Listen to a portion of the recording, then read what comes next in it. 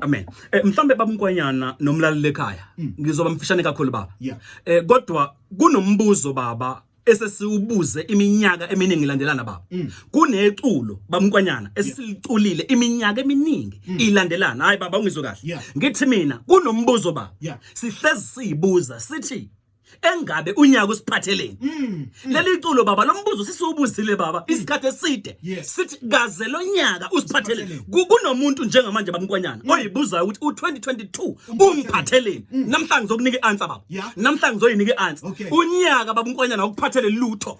Hayi baba angiphinde awuyizwa. Ngithi mina unyaka awukuphathele lutho. Umuntu onezandla zokuphatha something baba ephathele unyaka uwena. Unyaka uphethe lutho baba. Kodwa mina ngizobuza wena namhlanje ukuthi uphetheni esandleni. And uma ngabe ungangiphendulanga baba unyaka nempilo izokubuza baba ukuthi yini oyiphethe esandleni.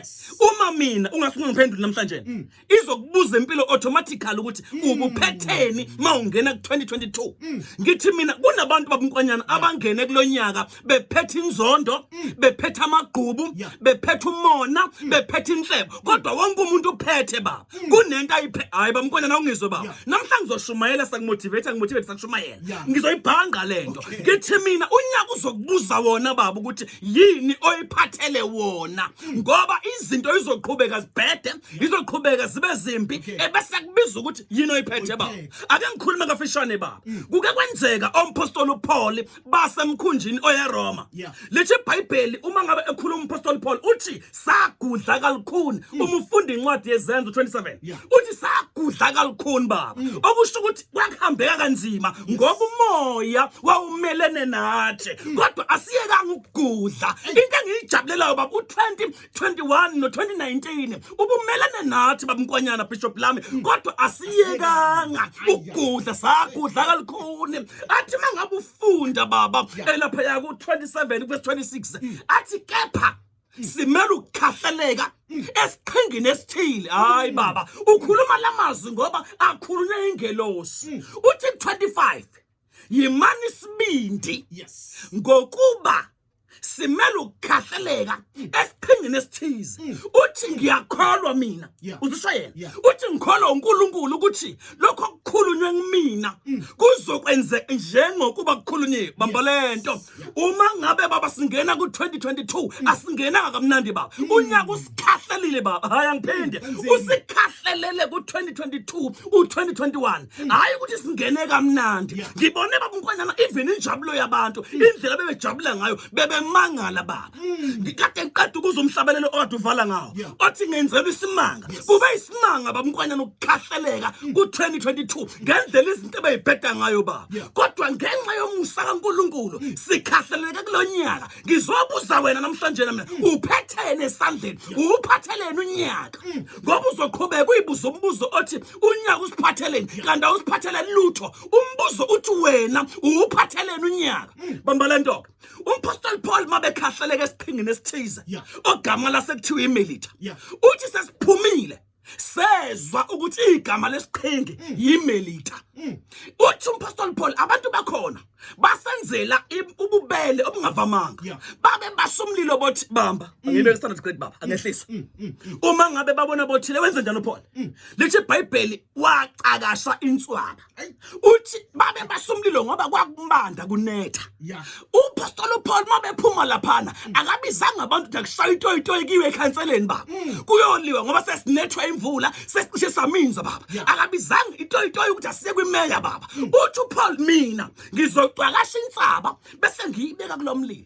U2022 udinga abantu baba aba willing ukwenza something.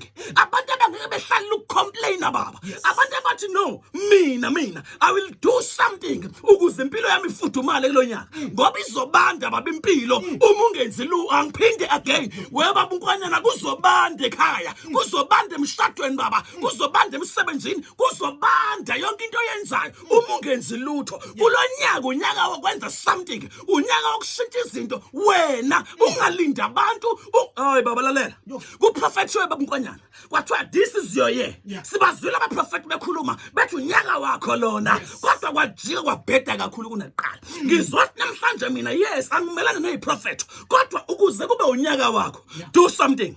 Number 2 into ebanjwe uPaul baba wayephethe ukukholwa hayi awungizwe umlalele ekhaya Paul ephume emanzini even before yaphume ekhuluma nalamadoda uthi imani isibinde ukhuluma usengozini kwayena yokufa kodwa ukhuluma ukuphila uthi imani isibinde ngoba akuzubhubha umuntu namunye kuphela umkhumbi nempahla kodwa thina sizokhahlelela esiqhingeni esithize.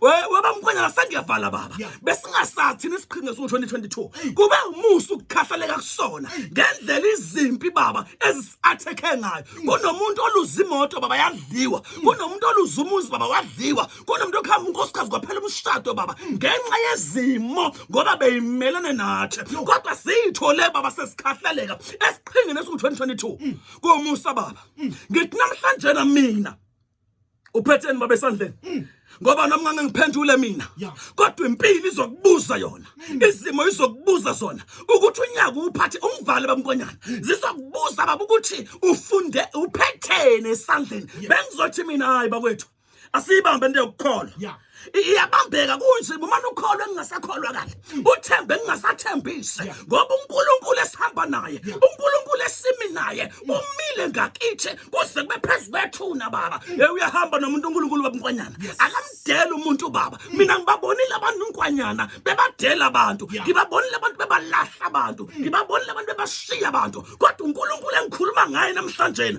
uyama nomuntu ukeme nomuntu baba ongasafanele osanukela izwe lonke osanukela even abangane osanukela ifamily yakhe osanukela bonke abasondele kuyena kodwa uNkulunkulu amen naye ngoba uNkulunkulu uyamthanda umuntu baba angivale kanjena baba uNkulunkulu uyasithanda isigebengu baba Mkwanyana sangakini hayi bishop lesigebengu sangakini sesikhathazile ebesithi kodwa ngo2020 bani 2021 asiwe ngani nemoto asehlelwe ngani noma ingozi emgaqweni uNkulunkulu vana sibiyele baba size singene ku2022 uNkulunkulu into angayithandi baba isigebengu nobugebengu kodwa isigebengu uyasithanda baba angiphinde baba uNkulunkulu uyamthanda umthakathi uyamthanda umkhunkulo wangakini odumile baba ogijima ngomshanyelo ogibela imfene engabe yagibeleka ngazi uNkulunkulu uyamthanda angiphinde kodwa into angayithandi baba Mkwanyana ilento ayenzayo ubuthakathi uNkulunkulu uthanda wonke umuntu baba kodwa into angase engayithandi ngomuntu ilento ayenzayo bengizothi mina namhlanje ku2022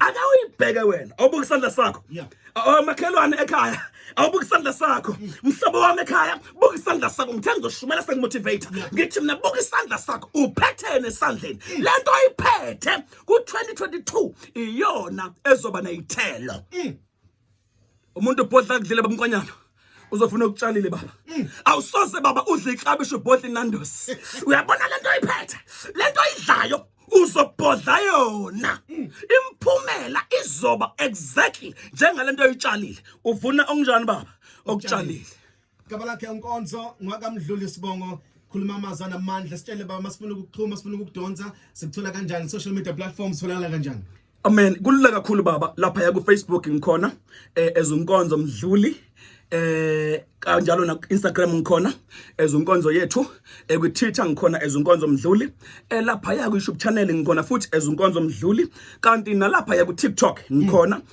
Nkonzo 1025 for baba ama emergencies kuphela baba ngiyaxolisa ukusho lokho baba ngiyathatha ama calls ne WhatsApp kodwa only makubalekile baba hayi labo hey hi how you doing uvana nje uye lapha 078 1341 277 078 1341 277 uyothola ubaba uNkonzo